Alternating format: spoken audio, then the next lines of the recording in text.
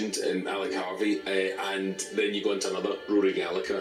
What was that experience like? Wonderful, completely different.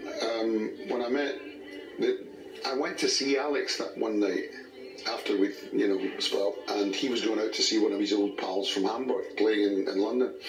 And I met an engineer who was a friend with a guy who used to play for Christian for the Chris McClure section, who was an engineer in London, Colin Fairley.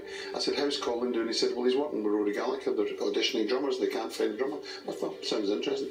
Next morning, Colin was on the phone. "Hey, do you want to come down?" Blah, blah, blah. I'd worked with Rory in 1967 and I'd supported him in Taste on his first tour. Thought he was great, thought he was wonderful. But when I joined him, I'd been playing for quite a long time. I'd been playing since I was 16, so I thought I was pretty on the case and pretty experienced as a professional. But the Rory Gallagher experience was a completely different experience. This is after, touring with Alex. The energy level that we played at, was just phenomenal. How do you make that shift in? Alex Harvey is very theatrical, it's very progressive, and Rory Gallagher's very Route 1, three chords and the truth. Well, I'm a drummer, and I've taken on all the styles at one time or another, it wasn't such a switch for me, and I thought, well, it's a blues band. It's a blues band, you can do this. But Rory didn't play blues like a lot of people play blues. He played it with a real fire, because that was his personality. I haven't seen many guys that could do what he did. That you just forget he was a performer, a songwriter, a great guitar player, and he was a great looking guy as well. He had all of those elements.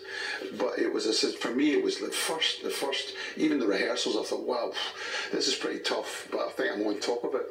And then we did Macroom, the first gig I played, and blisters in my hands, and I thought I was going to have a heart attack, But got a hang of that after a while. Did you ever get to play one of those Ulster Hall gigs? Oh yeah.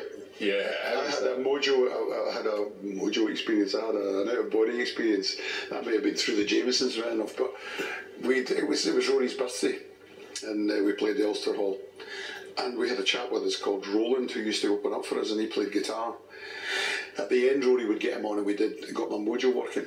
And I remember thinking I was looking down at myself playing the drums, because I was so wired, I'm playing, and I was so fit in. We're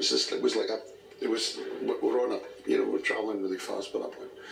And I just was aware of the fact that every time I hit the snare drum, the crowd jumped. And it was almost like being in a primitive centre of the village dance, if you like, the war dance or whatever, the celebration.